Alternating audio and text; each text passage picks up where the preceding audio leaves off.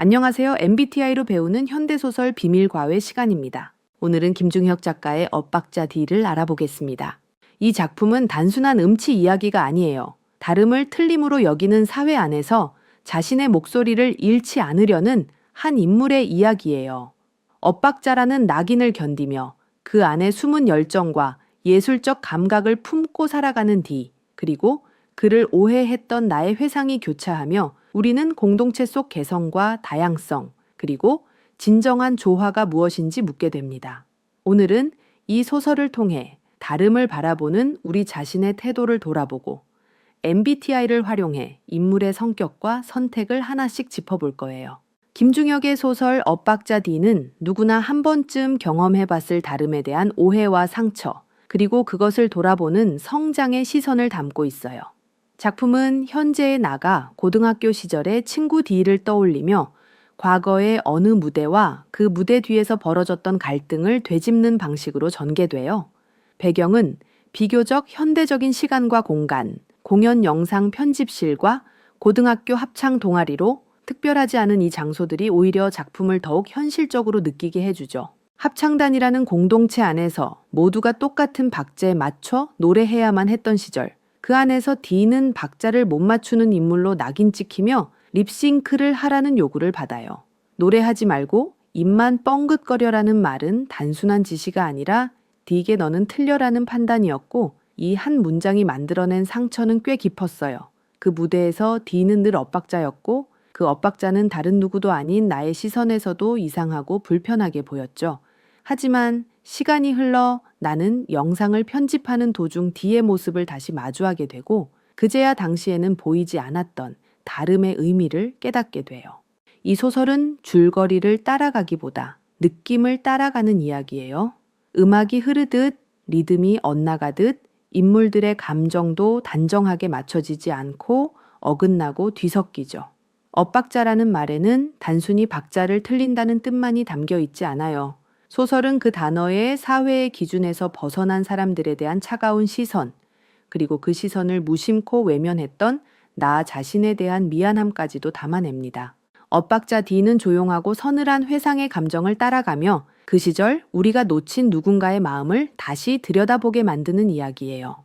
그래서 독자는 D의 모습에서 혹은 나의 회상에서 스스로의 과거와 마주하게 되고, 혹시 나도 누군가에게 엇박자의 시선을 던지지 않았을까 돌아보게 돼요.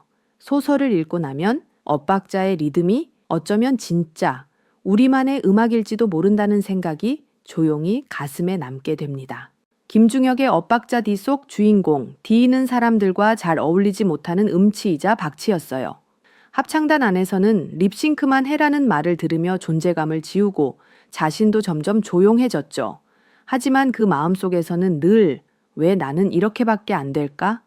보다 이렇게 해도 괜찮지 않을까? 라는 질문이 피어나고 있었어요. 이 조용한 저항은 시간이 지나 성장한 그가 과거의 기억을 무대로 다시 꺼내오며 드러나요. 바로 그의 고유한 방식으로요. D는 겉으로는 조용하고 무던해 보이지만 실제로는 감정이 풍부하고 예술적 이상이 또렷한 인물이에요. 친구들과 다르게 움직이고 무대 위에서 다른 박자를 내지만 그건 틀림이 아니라 다름이라고 믿어요. 이처럼 내면의 신념과 감정을 중심에 두고 살아가는 태도, 그리고 고통과 부끄러움조차 예술로 풀어내는 방식은 INFP형 성격과 닮아 있어요. 먼저 내향성, 그는 말수가 적고 집단 안에서도 주도적으로 나서지 않아요. 립싱크를 하라는 말에도 조용히 따르지만 마음속에는 자존심과 자각이 켜켜이 쌓여 있어요. 그리고 직관형, 단순히 노래를 잘 부르고 못 부르는 문제가 아니라 왜 사람은 똑같이 소리내야 하지? 라는 본질적인 질문을 떠올려요. 이 추상적인 물음이 공연 기획으로 이어지고 새로운 무대를 만들어냅니다.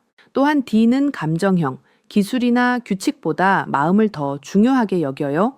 나는 그냥 다른 사람일 뿐인데 왜 틀렸다고 해야 하지? 이 말은 바로 그가 세상과 맺는 감정적인 싸움의 중심에 있죠. 그리고 마지막으로 인식형. 그는 형식과 규칙에 얽매이지 않고 다름을 있는 그대로 받아들이는 유연한 방식으로 공연을 구성해요. D는 단순한 음치 소년이 아니에요. 그는 다르다는 이유로 소외당하면서도 그 다름을 포기하지 않고 끝내는 자기만의 무대, 자기만의 리듬을 만든 사람이에요. 그래서 그의 성장과 회복은 단지 과거를 극복했다는 말로 설명되지 않아요. 내가 틀린 게 아니라 다르다는 걸 이해하게 되었다는 변화. 그게 바로 이 인물의 진짜 이야기예요. INFP형은 이상주의자라고도 불리죠. 겉으로는 조용하지만 자기만의 가치와 신념을 따라가며 결국 세상과 조심스럽게 손을 잡는 사람들. 엇박자 D는 그 이상을 예술로 풀어낸 아주 조용하지만 분명한 목소리를 가진 INFP입니다. 엇박자 D는 고등학교 합창단에서 단장을 자청할 정도로 음악을 좋아했지만 음치와 박치라는 한계 때문에 립싱크 지시를 받게 돼요. 입만 벌려. 소리내지 말라는 말은 단순한 조언이 아니라 D에게는 존재를 부정하는 말처럼 들렸겠지요. 초반에 그는 그 말을 따르지만 무대 위에서 결국 참지 못하고 노래를 불러 공연을 망치고 말아요. 이때 느낀 감정은 부끄러움, 좌절, 그리고 외로움이었어요. 그는 단지 같이 노래하고 싶었을 뿐인데 모두에게 민폐가 되어버린 거죠. 그로부터 시간이 흐른 후 중반부에서 우리는 그가 여전히 음악을 좋아하고 과거를 품고 살아왔음을 알게 돼요. 그는 무선경화 전문가가 되어 새로운 방식으로 음악과 무대를 기획하며 내게 그때 합창단 친구들을 불러달라고 부탁하죠. 이 장면에서 그는 과거의 실패를 직면하고 다시 무대 위로 자신을 불러내요. 이건 단순한 공연이 아니라 자신의 엇박자였던 기억과 마주하는 용기 있는 선택이에요. 그리고 후반부 앙코르 무대에서는 정말 놀라운 일이 벌어져요. 음이 어긋난 합창단 친구들의 노래가 흘러나오고 관객들은 그 소리에 귀를 기울여요. D는 더 이상 박자를 맞추려고 애쓰지 않아요. 그는 오히려 엇박자 그대로의 소리를 하나의 새로운 음악으로 보여줘요. 노래는 아름다웠다. 서로의 음이 달랐지만 잘못 부르고 있다는 느낌은 들지 않았다. 이 문장은 그의 성장을 가장 잘 보여주는 대목이에요. 이제 그는 다름을 틀림이 아니라 다양성으로 받아들이고 자신을 있는 그대로 인정하게 된 거예요. 처음엔 나만 왜 이럴까 생각하던 D가 마지막엔 이게 바로 나의 음악이야 라고 말하게 된 거죠. 그리고 그 곁엔 과거의 친구들이 이번에는 D를 위해 립싱크를 해주며 조용히 응원하고 있었어요. 서로를 향해 마음을 열게 된 이 순간 D도 나도 친구들도 함께 성장했어요. 엇박자 D는 우리 모두에게 묻고 있어요. 너는 누군가의 박자를 흉봤던 적은 없었는지, 그리고 너의 박자는 지금 누구와 맞춰지고 있는지를요. 이 소설은 엇박자라는 말 뒤에 숨어있던 슬픔과 용기, 그리고 조용한 화해를 말해주는 성장 이야기예요.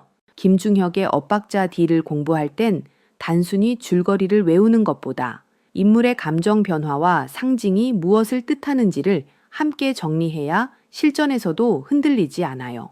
먼저 꼭 기억할 주제는 다름은 틀림이 아니다예요. 사회나 집단 안에서 박자나 음을 맞추지 못하면 문제로 여겨지는 분위기. 하지만 그 안에도 각자의 리듬이 있다는 걸 인정해야 한다는 메시지를 담고 있어요. 특히 합창이라는 소재가 상징하는 건 조화 속의 다양성이에요. 이건 서술형에서도 많이 묻는 포인트라 예를 들면 음치들의 합창이 왜 감동을 주는가 라는 문제에 대해 다름을 인정할 때 진짜 하모니가 만들어진다고 연결해서 쓰면 좋아요. 시험에서는 주인공 엇박자 D의 성장 과정도 자주 나와요. 처음에는 박자를 못 맞추는 자신의 모습에 수치심을 느끼지만 시간이 흐른 뒤 공연 기획자가 되어 그 엇박자 자체를 무대 위에 올려요. 이때 나와 친구들이 립싱크를 하며 디아의 다름을 존중해주는 장면은 갈등의 해소이자 인물의 성장을 보여주는 핵심 장면이에요. 이 장면을 직접 인용하며 엇박자 D가 자신의 약점을 어떻게 새로운 가치로 바꾸었는지를 서술하면 아주 좋은 답안이 돼요. 예상 문제로는 엇박자 D의 공연 기획 의도가 무엇이었는가? 합창이 주는 상징적 의미는? 다름을 존중한다는 태도가 어떤 방식으로 드러나는가? 같은 서술형이 나올 가능성이 커요. 답안을 쓸 때는 구체적인 장면, 인물의 심리, 작품의 주제를 연결해서 서술하는 게 중요해요. 예를 들면 이렇게 정리할 수 있어요. 엇박자 D는 립싱크를 강요받은 과거의 상처를 품고 살았지만 공연을 통해 자신의 다름을 인정받고자 한다. 앙코르 무대에서 친구들이 립싱크로 그를 응원하는 장면은 다름을 받아들이는 진정한 존중의 모습이며, 이를 통해 작품은 다름도 아름다움이 될 수 있다는 메시지를 전한다. 이처럼 엇박자 D는 단순한 음악 이야기가 아니에요. 다름을 어떻게 이해하고 존중할 것인가, 바로 우리 모두의 태도에 대해 묻고 있죠. 이 핵심만 정확히 잡아두면 시험에서도 어떤 질문이 나와도 자신 있게 대답할 수 있을 거예요. 엇박자 D는 우리에게 묻습니다. 너는 박자를 맞추는 사람인가? 아니면 엇박자를 내는 사람인가? 그리고 그 다름 앞에서 누구의 박자를 인정할 수 있는가? 엇박자 D는 결국 틀린 소리가 아니라 다른 리듬이었어요. 그는 자기만의 리듬을 끝까지 지켜내며 사회가 놓친 조화의 진짜 의미를 무대 위에서 증명해 보였습니다. 우리도 일상 속에서 누군가의 엇박자를 마주할 때 그 소리를 틀렸다고 말하지 않고 다르다고 이해하는 사람이 될 수 있기를 바랍니다. 문학은 결국 그렇게 다른 이의 리듬에 귀 기울이는 연습이니까요.